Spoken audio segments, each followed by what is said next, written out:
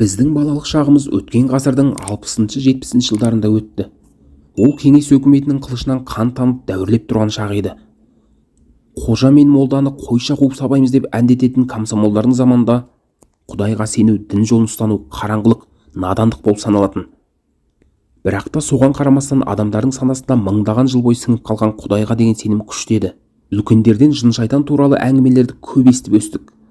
Қазақ жел болмаса шөптің басы қимылдамайды демей ме? Адамның көзіне көрінбейтін бізбен параллель өзге әлемде өмір кешіп жатқан жұмбақ тіршілік иелерінің барлығын бүгінгі ғылым да мойындайды. Оқта-текте кейбіреулердің көзіне көрініп қалатын жын-пері дегенді көзбен көргендер біздің ауылымызда да болатын. Солардың бірі көкем еді. Бір күні күріштіктен кештеу шығып үйге қайтып келе жатқанмын деп бастайтын әңгімесін көкем. Күзге салым уақыт болса керек. Күн батқан соң айнала бірден қараңғылана бастаған. Ауылдан бірер шақырым жерде жол жиегінде төбесі құлап қалған ескі қыстау бар екен. Сол қыстаудан лапылдап жанған отты көреді. Бұл кім болды екен деп ойлайды көкем.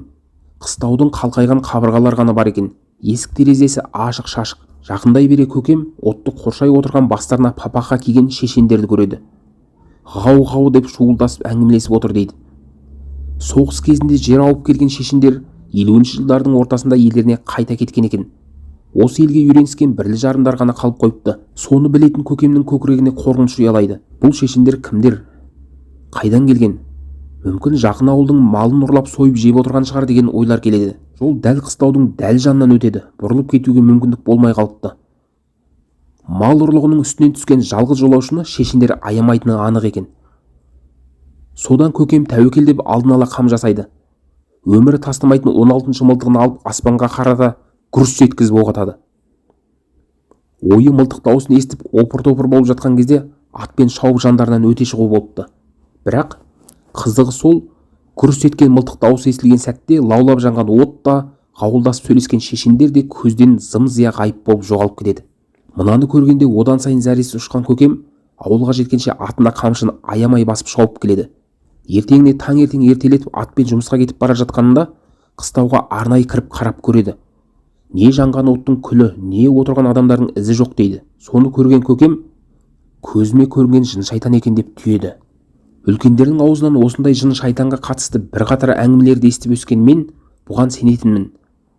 Жалпы ауыл адамдар кеңестік атеистік түсінікке қарамай жын-шайтан дегеннің болатынына кәдімгідей сенетін. Сондай түсінік санаға әбден сіңіп қалса керек.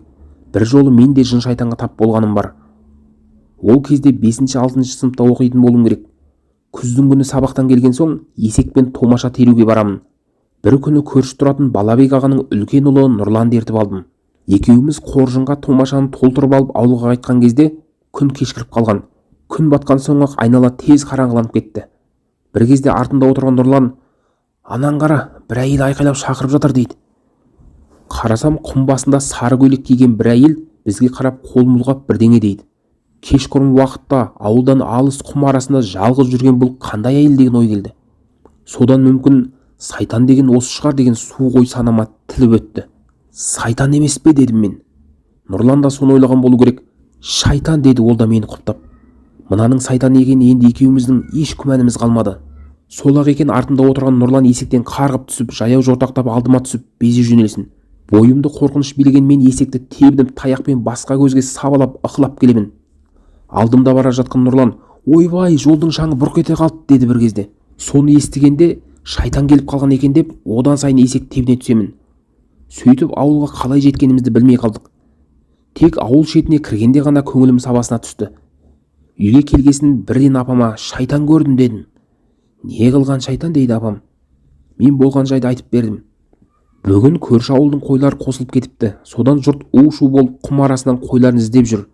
Апамның айтқаны көңілімді аздап сабасына түсіргендей болғанымен іште күмән қалды.